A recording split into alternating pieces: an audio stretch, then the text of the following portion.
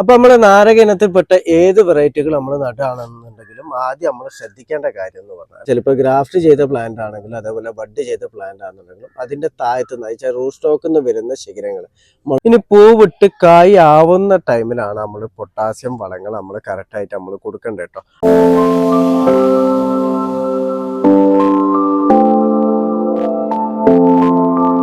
Hi, നമസ്കാരം. ഫാസിലാണ്. എൻ്റെ പുതിയ വീഡിയോയിലേക്ക് എല്ലാവർക്കും സ്വാഗതം. ഞാൻ ഇന്ന് പറയാൻ വേണ്ടി പോകുന്നത്, നമ്മളൊക്കെ വീട്ടിൽ ചെറുനാരങ്ങ കൃഷി ചെയ്യുമ്പോൾ ചെറുനാരങ്ങൻ്റെ പ്ലാന്റ് നടുമ്പോൾ അതേപോലെ തന്നെ നമ്മൾ നാരങ്ങൻ്റെ പല വെറൈറ്റികളുണ്ടല്ലോ. ഇപ്പോൾ സ്വീറ്റ് ഓറഞ്ച് അതേപോലെ മുസമ്പികളൊക്കെ പല വെറൈറ്റികൾ നമ്മളിവിടെ നാട്ടിൽ കായ്ക്കുന്നുണ്ട്. അപ്പോൾ ഇതൊക്കെ നമ്മൾ വീട്ടിൽ നട്ട് കഴിഞ്ഞാൽ കറക്റ്റായിട്ട് നമ്മൾ കായ്ഫലം കിട്ടുന്നില്ല, പൂവ് ഇടുന്നില്ല. ഇനിയിപ്പോൾ പൂവ് ഇട്ട് കഴിഞ്ഞാലും പൂവ് കൊഴിഞ്ഞു പോകുന്നു, കമ്പുകൾ ഉണങ്ങിപ്പോകുന്നു, ഇലകളിൽ മഞ്ഞളിപ്പ് വരുന്നു, ഇങ്ങനത്തെ പല രീതിയിലുള്ള വിഷയങ്ങളും നേരിടുന്നുണ്ട്. അപ്പൊ ഇതൊക്കെ എന്തുകൊണ്ടാണ് ഇങ്ങനെ വരുന്നത് എന്നും അതേപോലെ ചെറുനാരങ്ങ കൃഷി അതുപോലെ നാരക ഇനത്തിൽപ്പെട്ട ഏത് വെറൈറ്റി നമ്മൾ വീട്ടിൽ ഗ്രോ ബാഗിൽ നടുമ്പോൾ ശ്രദ്ധിക്കേണ്ട കാര്യങ്ങൾ എന്തൊക്കെ എന്നതിനെ കുറിച്ചിട്ടൊക്കെയാണ് ഇന്നത്തെ എൻ്റെ വീഡിയോ. അപ്പൊ എല്ലാവരും വീഡിയോ മുഴുവനായിട്ട് കാണാൻ വേണ്ടി ശ്രമിക്കുക. നമുക്ക് വീഡിയോയിലേക്ക് പോവാം. അപ്പൊ നമ്മൾ നാരക ഇനത്തിൽപ്പെട്ട ഏത് വെറൈറ്റികൾ നമ്മൾ നടുകയാണെന്നുണ്ടെങ്കിലും ആദ്യം നമ്മൾ ശ്രദ്ധിക്കേണ്ട കാര്യം എന്ന് പറഞ്ഞാൽ അത്യാവശ്യം മെച്ചൂർഡ് ആയിട്ടുള്ള പ്ലാന്റ് വാങ്ങാൻ വേണ്ടിയിട്ട് നമ്മൾ ശ്രദ്ധിക്കട്ടോ. കാരണം നമ്മൾ നാരക ഇനങ്ങൾ നമ്മൾ ഏത് നട്ട് കഴിഞ്ഞാൽ 2 വർഷം അല്ലെങ്കിൽ 3 വർഷം ആകുമ്പോൾ മാത്രമേ നമുക്ക് അതിൽ നിന്ന് നല്ല രീതിയിൽ കായ്ഫലം കിട്ടുള്ളൂ. രണ്ടാമത് നമ്മൾ പ്ലാന്റ് വാങ്ങുമ്പോൾ നമ്മൾ വിശ്വാസമുള്ള നഴ്സറികളിൽ തന്നെ നമ്മൾ പ്ലാന്റ് വാങ്ങാൻ വേണ്ടിയിട്ട് നമ്മൾ ശ്രദ്ധിക്കണം കേട്ടോ. കാരണം നമ്മളൊക്കെ ഇപ്പം അധികം വാങ്ങി വെക്കുന്ന ഗ്രാഫ്റ്റ് ചെയ്തിട്ടുള്ള പ്ലാന്റുകളാണ്. അപ്പൊ കായ്ച്ച കമ്പുകൾ ഗ്രാഫ്റ്റ് ചെയ്തത് മാത്രം വന്നാലേ നമുക്ക് പെട്ടെന്ന് കായ്ഫലം കിട്ടുള്ളൂ. അപ്പൊ അല്ലാത്ത പ്ലാന്റുകളാണെന്നുണ്ടെങ്കിൽ നമ്മൾ അത് വാങ്ങി വെച്ച് കഴിഞ്ഞാൽ കുറേ വർഷങ്ങൾ നിൽക്കാന്നല്ലാതെ അതിൽ നിന്ന് കായ്ഫലം കിട്ടണമെന്നില്ല. ഇപ്പൊ എല്ലാവരും ചെറുനാരങ്ങന്റെ തൈകളൊക്കെ വീട്ടിൽ നട്ടിട്ട് ഇപ്പൊ 3 വർഷമായി 4 വർഷമായി അതിന് കായ്ഫലം കിട്ടുന്നില്ല. ചില സമയങ്ങളിൽ പൂവിടുന്നുണ്ട്, എന്നിട്ടും അതിൽ നിന്ന് കായ്ഫലം കിട്ടുന്നില്ല എന്നൊക്കെ പറയുന്നുണ്ട്. ഇനി അടുത്തത് നമ്മൾ ശ്രദ്ധിക്കേണ്ടത് എന്താ വെച്ചാൽ ഇപ്പോൾ ചെറുനാരങ്ങൻ്റെ ആണെന്നുണ്ടെങ്കിലും മറ്റു നാരക ഇനങ്ങളാണെന്നുണ്ടെങ്കിലും നമ്മൾ പ്ലാന്റ് നടുമ്പോൾ അത്യാവശ്യം വെയിൽ കിട്ടുന്ന സ്ഥലത്താണ് നമ്മൾ പ്ലാന്റ് നടേണ്ടത്. കാരണം ഒരു 28-30 ഡിഗ്രി ചൂട് എന്തായാലും ഇതിന് കിട്ടണം. ഒരു 5 മണിക്കൂറെങ്കിലും സൂര്യപ്രകാശം കറക്റ്റായിട്ട് ഈ പ്ലാന്റിന് കിട്ടണം. എന്നാൽ മാത്രമേ അത് നല്ല രീതിയിൽ വളരുള്ളൂ, പൂവിടുള്ളൂ, നമുക്ക് കായ്ഫലം കിട്ടുള്ളൂ. അപ്പോൾ നമ്മൾ പോട്ടിലോ അല്ലെങ്കിൽ ഡ്രമ്മിലോ ഗ്രോ ബാഗിലോ ഒക്കെയാണ് നമ്മൾ നടുന്നതെന്നുണ്ടെങ്കിൽ നമുക്ക് കുഴപ്പമില്ല. കാരണം സൂര്യപ്രകാശം കിട്ടുന്ന ഏരിയകളിലേക്ക് നമുക്ക് മാറ്റി കൊടുക്കാൻ വേണ്ടിയിട്ട് പറ്റും. പക്ഷെ നമ്മൾ മണ്ണിൽ വെക്കുമ്പോൾ ഈ ഒരു കാര്യം പ്രത്യേകം നമ്മൾ ശ്രദ്ധിക്കണം. നല്ല രീതിയിൽ സൂര്യപ്രകാശം കിട്ടുന്ന സ്ഥലത്ത് മാത്രം നടാൻ വേണ്ടി ശ്രദ്ധിക്കണം കേട്ടോ. അടുത്തതായിട്ട് നമ്മൾ ശ്രദ്ധിക്കേണ്ടത് എന്താ വെച്ചാൽ നമ്മൾ ഏത് പ്ലാന്റ് ഇപ്പം നാരകത്തിന്റെ ഏത് പ്ലാന്റ് ആണെന്നുണ്ടെങ്കിലും നമ്മൾ നടുമ്പോൾ മണ്ണിൽ നല്ല രീതിയിൽ തന്നെ വേരോട്ടം നടക്കണം. അപ്പോൾ വേരോട്ടം പോട്ടി മിക്സ് നമ്മൾ റെഡി ആക്കുമ്പോൾ നമ്മൾ മണ്ണിൽ ഇപ്പോൾ എല്ലാ പ്ലാന്റ് നമ്മൾ നടുമ്പോൾ ചെയ്യുന്ന അതേ രൂപത്തിൽ തന്നെയാണ് കേട്ടോ. കാരണം വേരോട്ടത്തിനും വേണ്ടിയിട്ട് മണ്ണിൽ നല്ല രീതിയിൽ ഓക്സിജൻ എത്തുന്ന രൂപത്തിൽ വേണം നമ്മൾ പോട്ടി മിക്സ് റെഡിയാക്കാൻ വേണ്ടിയിട്ട്. അപ്പോൾ അതിന് ചകിരിച്ചോറ് കമ്പോസ്റ്റ് നമുക്ക് ഉപയോഗിക്കാം, അതേപോലെ കരിയില കമ്പോസ്റ്റ് നമുക്ക് ഉപയോഗിക്കാം, കരിയില ഉപയോഗിക്കാം, അതേപോലെ പെർലൈറ്റ് ഇട്ടിട്ടും നമുക്ക് പോട്ടി മിക്സ് റെഡിയാക്കാം കേട്ടോ. മറ്റ് പോട്ടി മിക്സിൽ നമ്മൾ ഇടേണ്ട വളങ്ങൾ എന്ന് പറഞ്ഞാൽ നമ്മുടെ നൈട്രജൻ കണ്ടന്റ് അടങ്ങിയിട്ടുള്ള വളങ്ങൾ ആദ്യഘട്ടങ്ങൾ നമ്മൾ കൊടുക്കുക. അതിന് കൂടെ തന്നെ പോട്ടി മിക്സിൽ നമുക്ക് സൂപ്പർ മീൽ ആഡ് ചെയ്ത് കൊടുക്കാം. ആദ്യം തന്നെ മണ്ണ് നമ്മൾ കുമ്മായ ഇട്ടിട്ടൊന്ന് ട്രീറ്റ് ചെയ്ത് വെക്കണം കേട്ടോ. അപ്പോൾ ട്രീറ്റ് ചെയ്തതിന് ശേഷമാണ് നമ്മൾ ഇതിലേക്ക് വളങ്ങളൊക്കെ നമ്മൾ ആഡ് ചെയ്ത് കൊടുക്കേണ്ടത് കേട്ടോ. അപ്പോൾ വളങ്ങൾ നമുക്ക് ചാണകപ്പൊടി നമുക്ക് ഉപയോഗിക്കുന്നതിൽ കുഴപ്പമില്ല. പക്ഷെ നാരക ഇനത്തിന് ചാണകപ്പൊടി നമ്മളിപ്പോൾ പാക്കറ്റ് കടകളിൽ നിന്നൊക്കെ വാങ്ങുന്ന പാക്കറ്റ് ചാണകപ്പൊടിയൊക്കെ ആണെന്നുണ്ടെങ്കിൽ അതിൽ ചെറിയ ദോഷം വരുന്നുണ്ട്. കാരണം ഈ നാരക ഇനത്തിൽപ്പെട്ട എല്ലാതരം ചെടികൾക്കും ഏറ്റവും കൂടുതൽ ബാധിക്കുന്ന ഒരു രോഗമാണ് മൂടി ചീയൽ, വേര് ചീഞ്ഞു പോകുന്ന ഒരു അസുഖം. അപ്പോൾ നമ്മൾ ഈ പാക്കറ്റിൽ നിന്നൊക്കെ വാങ്ങുന്ന ചാണകം നമ്മൾ ഇട്ട് കൊടുക്കുമ്പോൾ ചില ചെടികൾക്ക് ഫംഗൽ ഇൻഫെക്ഷൻ വരുന്നത് കാണുന്നുണ്ട്, മൂടി ചീഞ്ഞു പോകുന്നതായിട്ട് കാണുന്നുണ്ട്. അപ്പോൾ നമ്മൾ കഴിയുന്നതും നമ്മൾ കടകളിൽ നിന്ന് വാങ്ങുന്ന പാക്കറ്റ് ചാണകപ്പൊടികൾ ഇട്ട് കൊടുക്കാതിരിക്കുക. കാരണം നമ്മൾ നാടൻ പശുവിൻ്റെ ചാണകപ്പൊടിയൊക്കെ ഉണ്ടെന്നുണ്ടെങ്കിൽ നിർബന്ധമായിട്ട് നമുക്ക് ഇട്ട് കൊടുക്കാം. അതേപോലെ നമ്മൾ ഇടയ്ക്ക് കൊടുക്കുന്ന വളത്തിൽ നമ്മൾ പച്ചച്ചാണകം കലക്കിയിട്ട് ഒഴിച്ചു കൊടുക്കുന്നതിലൊന്നും ഒരു കുഴപ്പമില്ല. പക്ഷെ പാക്കറ്റ് ചാണകപ്പൊടി നമ്മൾ നാരക ഇനത്തിന് നമ്മൾ ഇട്ട് കൊടുക്കുമ്പോൾ അതിങ്ങനെ ഫംഗൽ ഇൻഫെക്ഷൻ വരാനും മൂട് വേര് ചീഞ്ഞു പോകാനൊക്കെ ചാൻസ് കൂടുതലാണ്. അപ്പോൾ ആ ഒരു കാര്യം നമ്മൾ പ്രത്യേകം ശ്രദ്ധിക്കണം കേട്ടോ. അപ്പോൾ ആദ്യഘട്ടങ്ങളിൽ നമ്മൾ നടുന്ന ടൈമിൽ മറ്റു വളങ്ങളൊന്നും ഇട്ട് കൊടുക്കണം. നമ്മൾ ജൈവ രൂപത്തിലുള്ള വളങ്ങൾ തന്നെ നമ്മൾ ഇട്ട് കൊടുത്താൽ മതി കേട്ടോ. വെച്ചാൽ ഞാൻ നേരത്തെ പറഞ്ഞ പോലെ നല്ല നാടൻ പശുവിൻ്റെ ചാണകപ്പൊടി ഉണ്ട്, ചാണകപ്പൊടി, അതുപോലെ ചരിച്ചോറ് കമ്പോസ്റ്റോ ഇനിയിപ്പോൾ ചാരം കമ്പോസ്റ്റ് ഉണ്ടെങ്കിൽ കമ്പോസ്റ്റ് ആയിട്ടുള്ളതും നമുക്ക് കുറച്ചൊരല്പം പോട്ടി മിക്സിൽ നമുക്ക് ഇട്ട് കൊടുക്കാം. അതേപോലെ തന്നെ നമ്മൾ സൂപ്പർ മില്ല്, വേപ്പിൻ പിണ്ണാക്ക്, കടൽ പിണ്ണാക്ക് പൊടിച്ചത്, എല്ലും കൂടിയുള്ള സൂപ്പർ മില്ല്, അതേപോലെ തന്നെ നമുക്ക് ഇനിയിപ്പോൾ കരിയില ഉണ്ടെന്നുണ്ടെങ്കിൽ പോട്ടിൽ നടുമ്പോൾ നമ്മൾ കരിയില കമ്പോസ്റ്റൊക്കെ നമുക്ക് ഇട്ട് കൊടുക്കാം. അങ്ങനെ റെഡിയാക്കി പോട്ടി മിക്സ് റെഡിയാക്കി വെച്ചതിന് ശേഷമാണ് നമ്മൾ പ്ലാന്റ് നടേണ്ടത്. നട്ട് കഴിഞ്ഞാൽ പിന്നീടുള്ള വളപ്രയോഗം എന്ന് പറഞ്ഞാൽ നമുക്ക് വർഷത്തിലൊരു 3 തവണ നമ്മൾ അടിവളം കൊടുക്കുന്നതാണ് നല്ലത് കേട്ടോ. അതിപ്പോൾ ഒന്ന് മെയ് മാസം വെച്ചാൽ വർഷകാലം മഴക്കാലം തുടങ്ങുന്നതിന് മുന്നായിട്ട് നമുക്കൊരു മെയ് മാസത്തിൽ നമുക്ക് അടിവളം ഇട്ട് കൊടുക്കാം. ആ ഒരു സമയത്ത് ഇതേ രൂപത്തിൽ തന്നെ നമ്മൾ അടിവളം ഇട്ട് കൊടുത്താൽ മതി. സൂപ്പർ മീലും അതേപോലെ ചാണകപ്പൊടി, നാടൻ പശുവിൻ്റെ ചാണകപ്പൊടി ഉണ്ട്, അതൊക്കെ ഇട്ടിട്ട് നമുക്ക് അടിവളം ഇട്ട് കൊടുക്കാം. കൂടെ തന്നെ നമുക്ക് ചാരം കമ്പോസ്റ്റ് ആക്കിയത് ഉണ്ടെന്നുണ്ടെങ്കിൽ അതും നമുക്കൊരല്പം ചുവട്ടിലിട്ട് കൊടുക്കാൻ പറ്റുന്നതാണ് കേട്ടോ. അപ്പോൾ ആദ്യം ഒന്ന് കുമ്മായിട്ടൊന്ന് ട്രീറ്റ് ചെയ്തതിന് ശേഷം വളം ഇട്ട് കൊടുക്കാൻ ശ്രദ്ധിക്കണം. അടുത്ത അടിവളം നമുക്കൊരു സെപ്റ്റംബർ മാസത്തിൽ നമുക്ക് ഇട്ട് കൊടുക്കാം. പിന്നീട് മൂന്നാമത്തെ ഒരു അടിവളം നമ്മൾ ഇട്ട് കൊടുക്കുന്നത് എന്തെന്നുണ്ടെങ്കിൽ ജനുവരി ലാസ്റ്റ് അല്ലെങ്കിൽ ഫെബ്രുവരി ഫസ്റ്റ് ആയിട്ടും നമുക്ക് ഇതേപോലെ തന്നെ നമുക്ക് അടിവളം ഇട്ട് കൊടുക്കാൻ പറ്റുന്നതാണ്. ഇനി പൂവിട്ട് കായ് ആവുന്ന ടൈമിലാണ് നമ്മൾ പൊട്ടാസ്യം വളങ്ങൾ നമ്മൾ കറക്റ്റായിട്ട് നമ്മൾ കൊടുക്കേണ്ടത് കേട്ടോ. അപ്പോൾ ആ ഒരു ടൈമിൽ നമുക്ക് ഒന്നെങ്കിൽ ചാരം കമ്പോസ്റ്റ് ആക്കിയത് നമുക്ക് ഇട്ട് കൊടുക്കാം. ഇനി അതല്ല എന്നുണ്ടെങ്കിൽ നമുക്ക് SOP രാസവളങ്ങളുണ്ടല്ലോ, SOP വളങ്ങൾ നമ്മൾ കൊടുക്കാം, അല്ലെങ്കിൽ പൊട്ടാസ്യത്തിന്റെ നേർവളങ്ങളോ നമുക്ക് ഇലകളിൽ സ്പ്രേ ചെയ്ത് കൊടുക്കാൻ വേണ്ടിയിട്ടും പറ്റുന്നതാണ് കേട്ടോ. അപ്പോൾ ഇലകളിൽ സ്പ്രേ ചെയ്ത് കൊടുക്കുമ്പോൾ പൂവിട്ട് കായ് ആവുന്ന ഒരു സ്റ്റേജിലാണ് നമ്മൾ കൊടുക്കേണ്ടത് കേട്ടോ.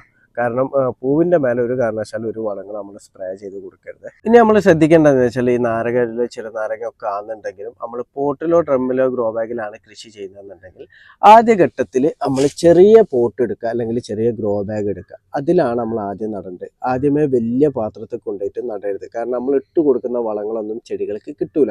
അതിന് ഏത് ചെടിയാണ്, ഇപ്പൊ നാരക ആണെന്നുണ്ടെങ്കിലും ഏത് ചെടിയാണെങ്കിലും അതേ രൂപത്തിൽ തന്നെയാണ്. അപ്പൊ നമ്മൾ ഇട്ട് കൊടുക്കുന്ന ജൈവവളങ്ങളൊക്കെ ചെടികൾക്ക് യഥാസമയത്ത് കിട്ടണമെന്നുണ്ടെങ്കിൽ നമ്മൾ ചെറിയ പോട്ടിൽ തന്നെ നടാൻ വേണ്ടി ശ്രദ്ധിക്കണം കേട്ടോ. പിന്നീട് അതിന്റെ വളർച്ചക്കനുസരിച്ച്, വേര് വളർച്ചക്കനുസരിച്ച് നമ്മൾ മാറ്റി നട്ട് കൊടുത്താൽ മതി. അപ്പൊ ഇത് മാറ്റി നടാൻ വലിയ ബുദ്ധിമുട്ടൊന്നുമില്ല കേട്ടോ. ഈ തണ്ടൊന്ന് പിടിച്ചിട്ടൊന്ന് തട്ടിക്കഴിഞ്ഞാൽ ഇത് അതേപടി തന്നെ ഊരി വരും. അപ്പൊ അതിന്റെ തൊട്ട് വലിയ പോട്ടിലേക്ക് നമുക്കിത് മാറ്റി നട്ട് കൊടുത്താൽ മതി. അടുത്തായിട്ട് നമ്മൾ ഇതിന് വെള്ളം കൊടുക്കുന്നതാണ്. അപ്പൊ വെള്ളം കൊടുക്കുന്ന നമ്മൾ സാധാ പ്ലാന്റിന് വെള്ളം കൊടുക്കുന്ന രൂപത്തിൽ തന്നെ വെള്ളം കൊടുക്കാം. മണ്ണിൽ എപ്പോഴും ഈർപ്പം നിലനിൽക്കണം. അപ്പൊ ഈ ഒരു കാര്യം പ്രത്യേകം ശ്രദ്ധിക്കണം. നല്ല ചൂടുള്ള ഒരു ടൈം ആണെന്നുണ്ടെങ്കിൽ നമുക്ക് ചുവട്ടിൽ കരിയില കൊണ്ട് പുതട്ട് കൊടുക്കുക.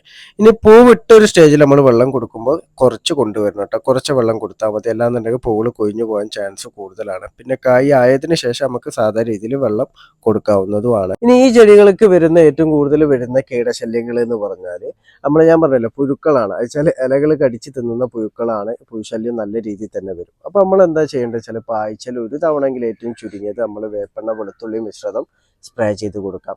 ഇനി അല്ല എന്നുണ്ടെങ്കിൽ നമുക്ക് ബുവേറിയ, അതേപോലെ വെർട്ടിസീലിയം ജൈവ രൂപത്തിലുള്ള കീടനാശിനികൾ നമ്മൾ ഇലകളുടെ അടിഭാഗത്തൊക്കെ ആയിട്ട് നമ്മൾ സ്പ്രേ ചെയ്ത് കൊടുക്കാം. അപ്പോൾ നമ്മൾ ഇലകളുടെ മേൽഭാഗത്ത് നമ്മൾ സ്പ്രേ ചെയ്ത് കൊടുക്കുമ്പോൾ നമ്മൾ കാണൂല. കാരണം ഇലകളുടെ അടിഭാഗത്തൊക്കെ ആയിട്ടായിരിക്കും ഇതിൽ പുഴുശല്യം നല്ല രീതിയിൽ വരിക. അപ്പോൾ വരുന്ന തളിരിലകളൊക്കെ ഇത് കടിച്ചു തിന്നു. അപ്പോൾ തളിരിലകളൊക്കെ ഇല്ലാന്നുണ്ടെങ്കിൽ പിന്നെ ആ ചെടി ഒരിക്കലും പൂവിടുകയും ചെയ്യൂല. അപ്പോൾ തളിരില വന്നാൽ മാത്രമേ ഏതൊരു പ്ലാന്റ് ആണെന്നുണ്ടെങ്കിലും അത് പൂവിടുള്ളൂ. അപ്പോൾ തളിരില നമ്മൾ എന്തായാലും നമ്മൾ സംരക്ഷിക്കുക തന്നെ ചെയ്യണം കേട്ടോ. അടുത്തായിട്ട് വരുന്നതാണ് നമ്മൾ ഈ ഫംഗൽ ഇൻഫെക്ഷൻ കേട്ടോ. ഈ നാരകയിനത്തിൽപ്പെട്ടപ്പോൾ ചെറുനാരങ്ങ ആണെങ്കിൽ ഏത് തരം ഓറഞ്ച് പ്ലാന്റ് ആണെന്നുണ്ടെങ്കിലും ഫംഗൽ ഇൻഫെക്ഷൻ നല്ല രീതിയിൽ തന്നെ വരും കമ്പിൽ. അപ്പോൾ നമ്മൾ ഇടയ്ക്കിടയ്ക്ക് ഇപ്പം നമ്മൾ മാവിനൊക്കെ നമ്മൾ ഓടോമിശ്രം നമ്മൾ തേച്ച് കൊടുക്കുന്നില്ലേ. അപ്പോൾ അതേപോലെ തന്നെ നാരകത്തിന്റെ കമ്പിനും അതേപോലെ നമ്മൾ ഗ്രാഫ്റ്റ് ചെയ്ത ഭാഗങ്ങളിലോ കമ്പിലോ ഇനിയിപ്പോൾ പ്രൂൺ ചെയ്താലൊക്കെ ആ ഭാഗങ്ങളിലൊക്കെ ആയിട്ട് നമുക്ക് ബോഡോ മിശ്രിതം നമ്മൾ തേച്ച് കൊടുക്കട്ടോ.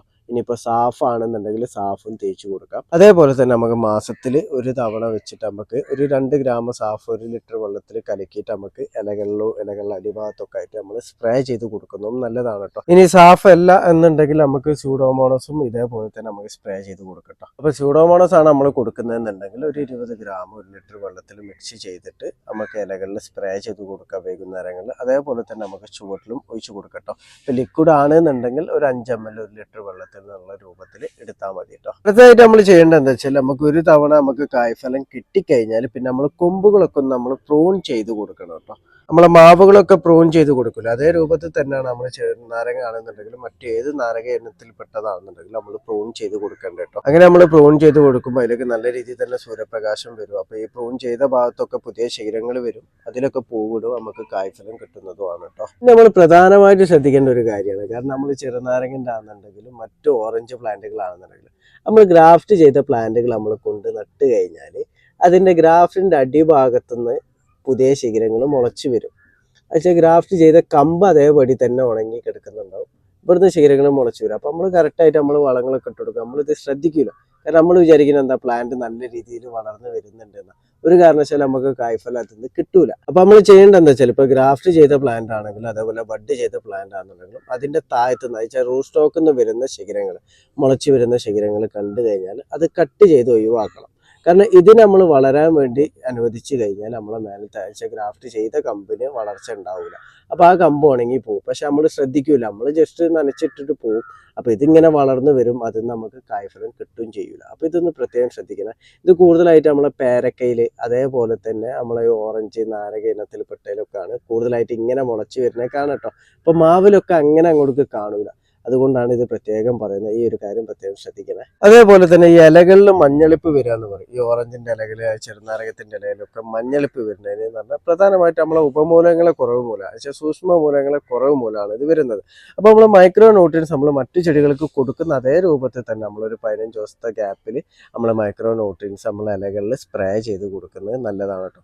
നല്ലത് നല്ല നിർബന്ധമായിട്ട് നമ്മൾ മൈക്രോ ന്യൂട്രിയൻസ് കൊടുക്കണം കേട്ടോ. പ്രത്യേകിച്ച് ഒരു പൂക്കാനും കായ്ക്കാനുള്ള സ്റ്റേജ് ആണെന്നുണ്ടെങ്കിൽ നിർബന്ധമായിട്ട് നമ്മൾ കൊടുക്കണം. രണ്ടാമതായിട്ട് ഇലകളിൽ മഞ്ഞളിപ്പ് വരാനുള്ള ഒരു കാരണം എന്ന് പറഞ്ഞാൽ പ്രധാന പോഷകങ്ങളായി ചില നൈട്രജന്റെ കുറവ് മൂലമൊക്കെയാണ് വരിക. അപ്പം നമ്മൾ ഈ 3 പ്രാവശ്യം അടിവളമായിട്ട് നമ്മൾ ഇട്ട് കൊടുക്കണമെന്ന് പറഞ്ഞില്ല. അതേപോലെ അതിൻ്റെ ഗ്യാപ്പിലൊക്കെ ആയിട്ട് നമുക്ക് ജൈവ സ്ലറികളൊക്കെ ആയിട്ടും നമുക്ക് ചെടികളെ ചുവട്ടിൽ ഒഴിച്ചു കൊടുക്കുക. ഇനി ഞാൻ നേരത്തെ പറഞ്ഞല്ലോ, നമുക്ക് നല്ല രീതിയിൽ വെയിൽ കിട്ടണം. ഒരു 28-30 ഡിഗ്രി ചൂട് ഈ ചെടികൾക്ക് കിട്ടണം.